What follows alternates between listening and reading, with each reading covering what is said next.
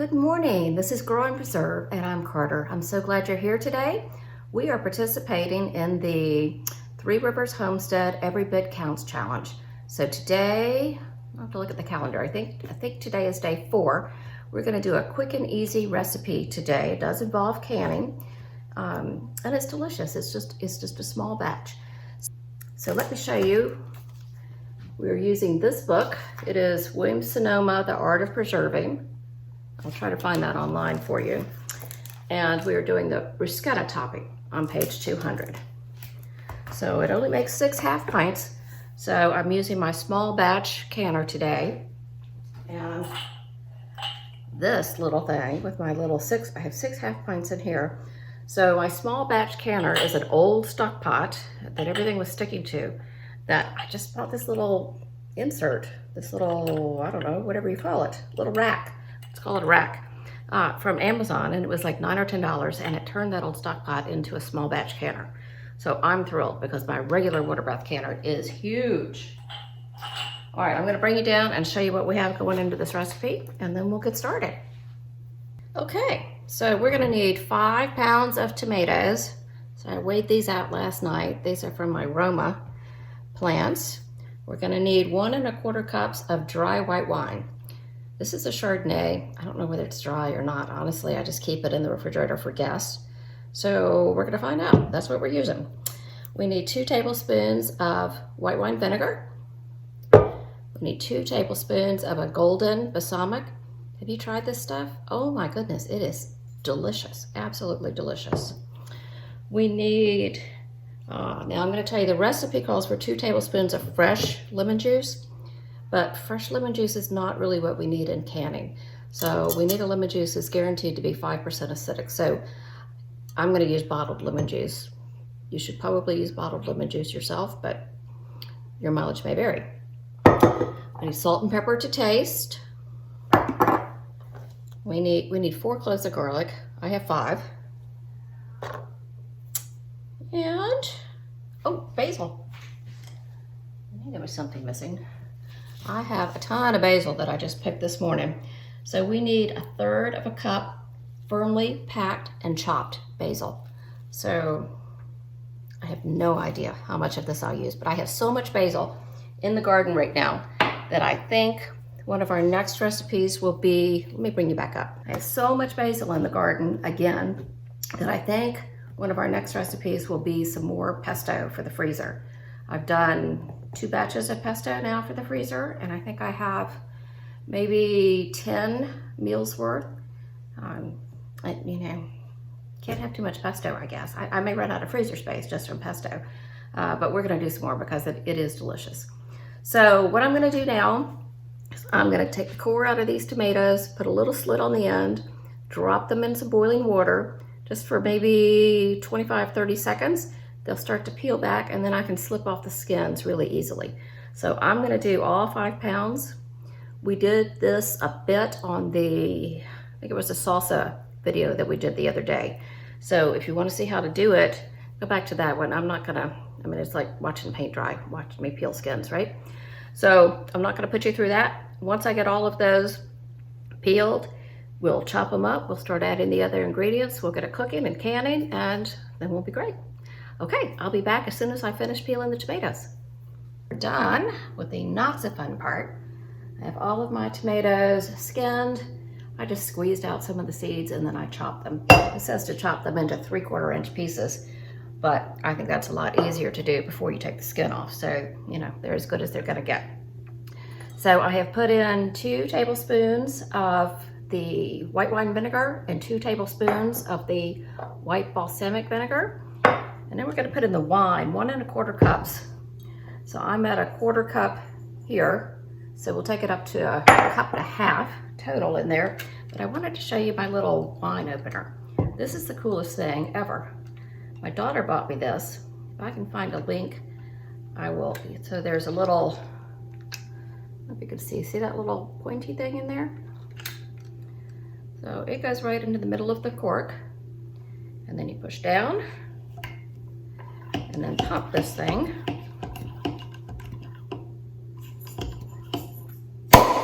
Ta-da! How easy is that? Easiest wine opener I have ever had. Okay, I'm gonna pour this in here. We'll go up to 1.5 cups total. Okay. I don't know whether it's dry or not. We'll find out. Okay, so 1.5 cups total. I'm gonna put this into my pan. And I'm gonna put my chopped garlic into my pan. And now I'm supposed to put this on the heat for 5 minutes, and it's supposed to reduce by 1/3. And at that time, we'll put in the tomato. So let me go put this on the stove.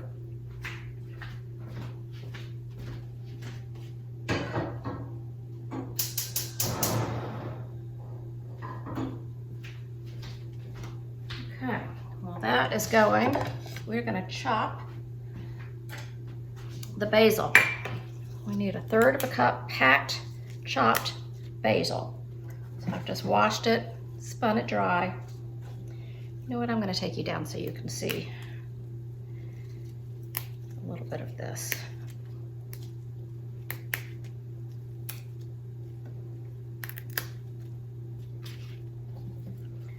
All right, so got a bunch of basil leaves here.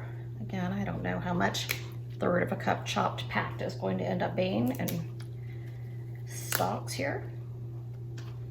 So we'll get a bunch and then we'll see where it falls. So after the wine mixture has reduced by 1/3, we're gonna put the tomatoes in. At that point, I'm gonna talk through plans for the rest of my tomatoes this year. I think I have more plans than I'm gonna have tomatoes. So we may need to set some priorities there. Okay.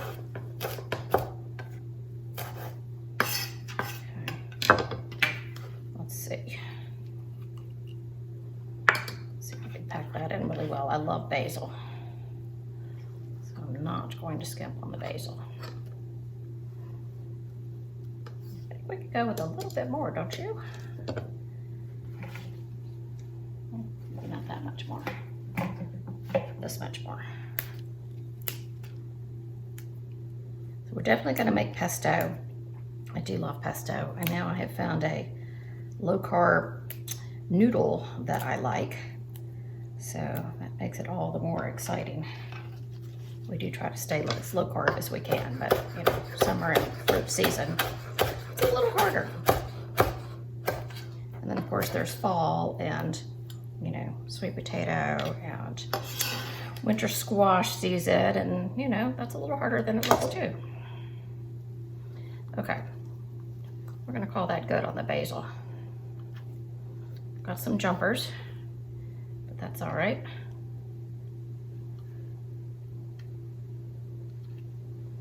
All right, I'm gonna go stir that pot, make sure nothing burns or reduces too much since I have that garlic in there.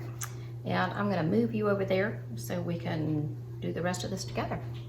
Hi, this has been gently boiling here for about 5 minutes, and it looks to have reduced substantially. So in go the tomatoes.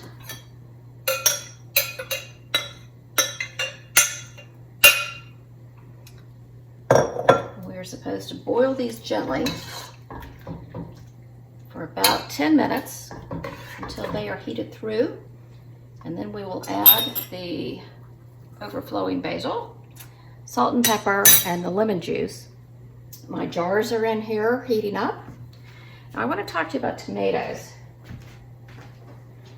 So these are my notes from last year. So I have right now producing, I have 4 Roma tomatoes. I have 6 San Marzanos and 1 Jersey Devil. So my San Marzanos and my Jersey Devil, I planted in early May, and they took a huge hit. We had a massive heat wave. It was over 100 for a week. It was very intense sun, much more intense sun than I think we ever had in Atlanta. So I lost all my first round of blooms, and then I lost on some of them even the second round of blooms because they had already started coming. So many of those don't even start until waist height on me. So I'm not sure how many I'm gonna get. To date, it is, I don't know, it's first week of August, and I have harvested 5 tomatoes off of those 7 plants. So the majority of my tomatoes have come from 4 Romas that I planted. And unfortunately, I guess I finished a package because I don't even know which type of Romas they were. And they are doing spectacularly well. So I've had about 20 pounds so far, and I think I'm gonna have another 20 pounds off of these 4 plants, including the little bonus tomatoes from the San Marzanos. And then in, let's see, I guess it was the end of May. So after that big heat wave, I thought, oh my goodness, I better do something. So I started some more Romas inside. I'm gonna stir these. And so I planted out 12 Romas July, I think it was July 2nd. No, I'm sorry, it wasn't. It was July 9th. So 11 of them look good. Let's just say I have 10 in case I lose a couple. So if I get 10 tomatoes or 10 pounds of tomatoes off each of those plants, and that'll be start the very end of September, maybe the beginning of October. Our first frost here is, 21st to 24th of October. So hopefully I have enough time for them to at least start ripening on the plant and I can bring them in. So I'm thinking 10 pounds per plant, that's another 100 pounds of tomatoes, and that sounds like a ton, but it's not that much. I'm looking at my notes here, and diced tomatoes, I use 1.5 pounds of fresh tomatoes per pint, and honestly I'd like to have 24 of those. So right there we're looking at 36 pounds of tomatoes. Sauce uses 3 pounds of fresh tomatoes per pint, and I'd really hope to have 24 of those. So that's 70, I don't know, what is that? 70, whatever, you tell me what that is, 70 something. And then my husband would like another batch of salsa. That used 8 pounds the other day.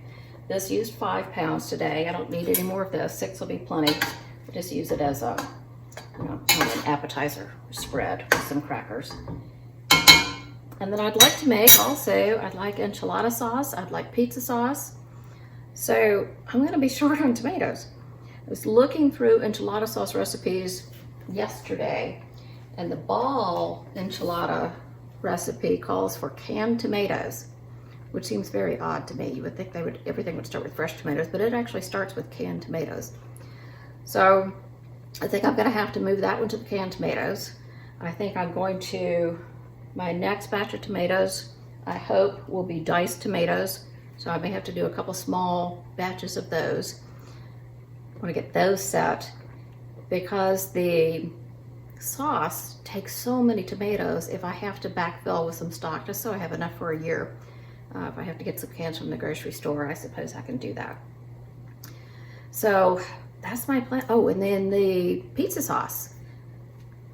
I don't know. We'll see. Hopefully I'll have enough to make some pizza sauce. I'd love to have a dozen jars of that, and I only need the half-pint jars of that. We don't eat pizza very often, and we don't eat a normal pizza anyway. We eat like a pizza, with the ground chicken crust. But that is fun to have every now and then. So I'd like to get a dozen half-pints out of that. So I don't know. We're gonna have to see how far this goes. I can of course go buy some Romas.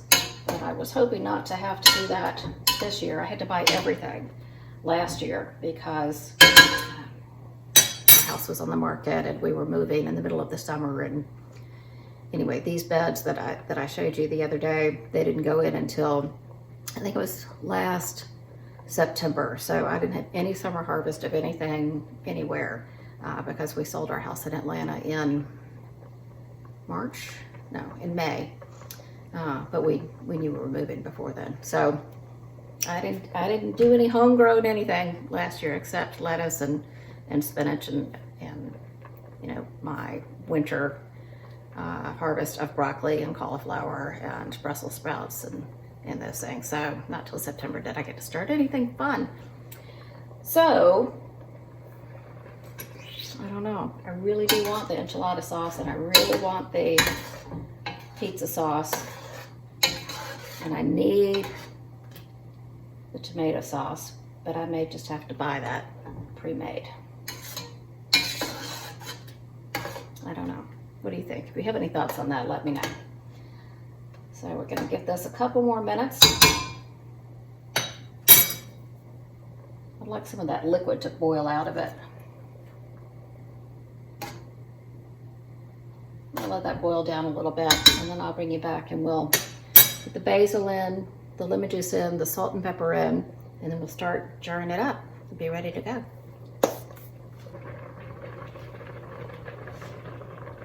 Okay, this is looking good, so I'm going to add the overflowing 1/3 cup of basil. Drop a few little pieces here. Do a little salt and pepper.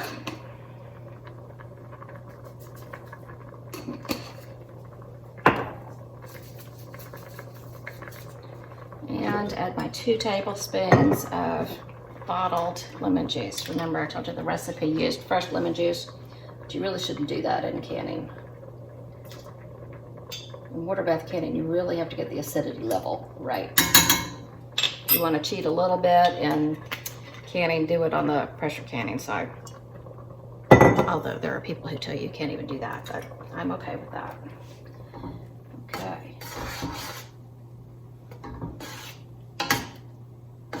It looks good. Now I'm going to take the jars out of the canner. I'll put them over here. It looks really good, doesn't it? I don't know if you can see it very well.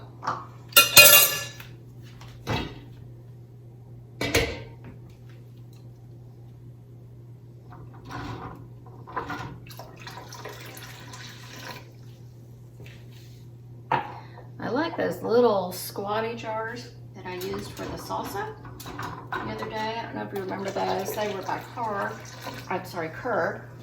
They were a half pint size, same size, volume as these. But they were just so cute. I couldn't use those today because I couldn't fit 6 of them in this canner. I really didn't want to bring out the big canner.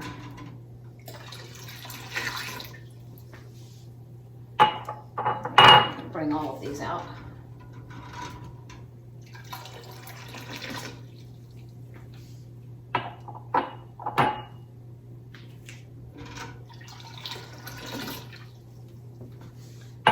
Let's do a little taste test, shall we?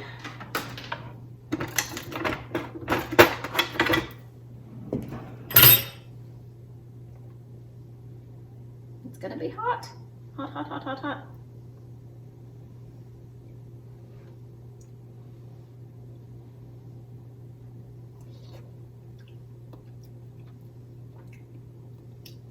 That's pretty good. I'm gonna add a little more salt.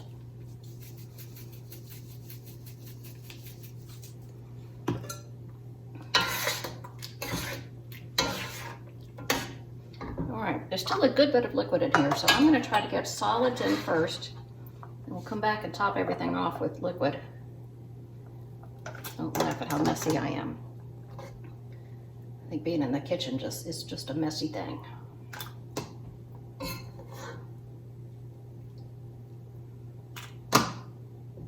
I'm going to take these up to a 1/4 inch headspace.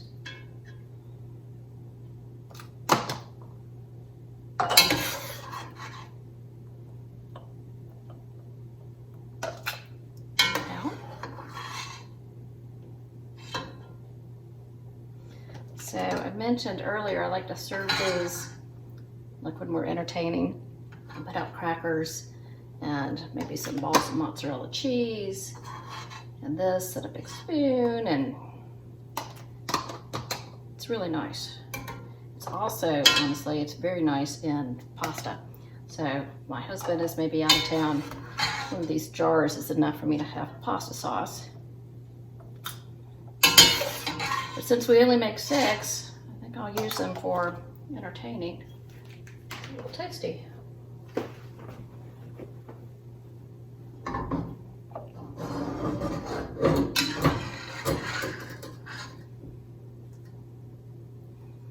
sure I'm going to get 6 jars out of this. You don't want too much liquid because you are going to put it on a cracker or toast. A lot of people use toast. Good sourdough, crusty sourdough bread that you toasted up is probably the best way to eat this, but my husband is gluten-free, so we try not to have, in fact, I'm gluten-free by choice. He has to be gluten-free, so I try to keep things fairly paleo around here, so we don't do a lot of grains. That is indeed the best way to eat it.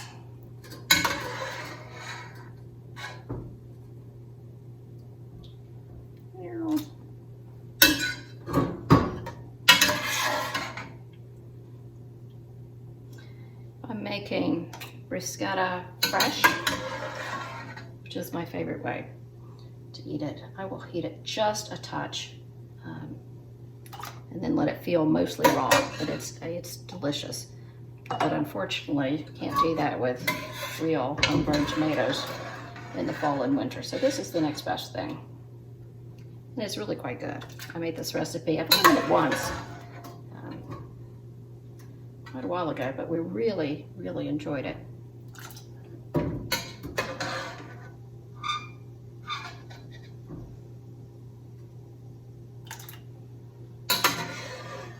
There's a whole lot of liquid in here. Not so much stuff.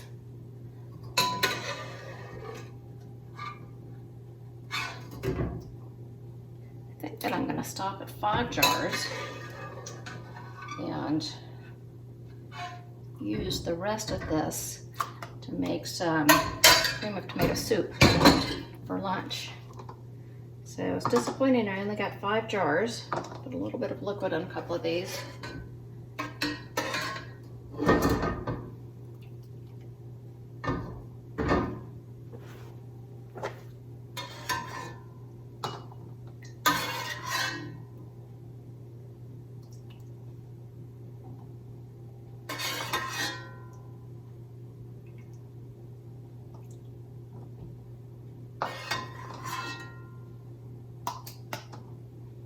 Okay. So now I'm going to ignore the fact that it's 90 degrees outside today, and I'm going to make some tomato basil soup later. All right, let me get these cleaned up. Just vinegar and clean paper towel. And I'm going to wipe all of these rims down. Make sure I didn't get any juice or anything on it that could prevent a seal. Let's see, I did there.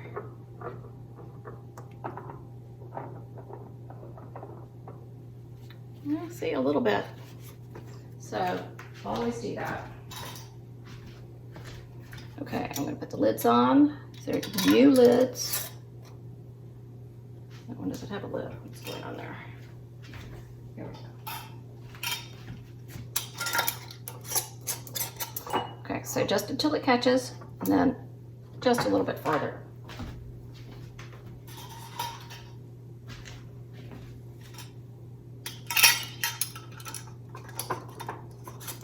Oh, these jars are hot. Yowza. Use this on it. Oh. I don't like the looks of that ring. Can you see that little dent? Can you see that dent there? I'm going to use a different ring.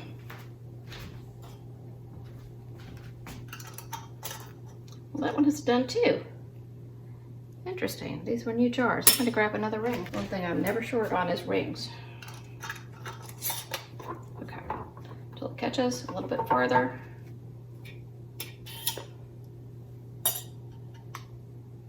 That one is okay. Until it catches a little bit farther.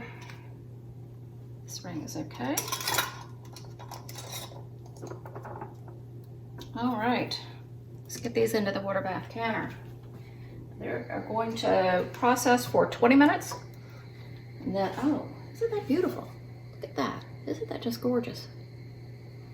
Yeah, those are looking good. I have to add some water to this, I believe. You want the water in the water bath can to come up at least an inch, probably 2 inches above the top of the jar. So let's see where we are when I add all of the filled jars.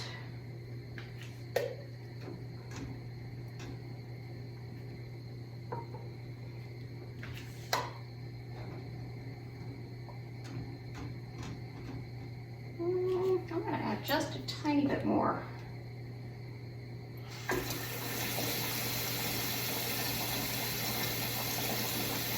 Okay, that'll take me up to about 2 inches over. I'll put the lid on this. When it comes up to a full rolling boil, oh, that's the other good thing about making an old stock pot a canner, is that I can actually see through this lid. So when I come up to a full rolling boil, I'll set the timer for 20 minutes. There's a process for 20 minutes. Turn the burner off, and then I'll give it a few minutes, and then I'll take the lid off, give it a few more minutes, and then we'll bring them out of the canner. So I'll meet you back here when they're ready. Okay, we're back. We're done processing. They've been cooling, 5 minutes with the lid on, 5 minutes with the lid off. We're gonna take them out now. In the meantime, I have to tell you, I had the leftover extra liquidy stuff for lunch. It's part of my lunch anyway. Made a wonderful base for a tomato basil soup. So I saved a little bit for my husband when he gets home, and it was terrific. I took a picture of my lunch. I'll try to get it in here somewhere. But I had that, and I had some leftover chicken salad that I made yesterday. If you haven't seen that recipe, you need to go back and watch. I believe it was called The Second Easiest Thing to Pressure Can, a video where I pressure can chicken. And in there, I showed you how I made the chicken salad. Oh my gosh, it's one of my favorite things ever. So I had that. I'll put a picture of it up.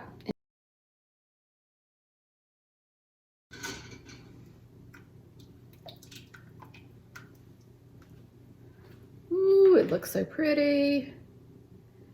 A little bit of separation down at the bottom. Expect that with any tomato product. Once they have cooled and sealed, and shake them up a little bit, you know, turn them upside down and back around a little bit. That'll take care of that. Oh my goodness. See, that tomato soup was so good. I started thinking while I was eating, I wonder if I can, we just had a pot. I wonder if I can a more liquid version of this as a tomato soup base.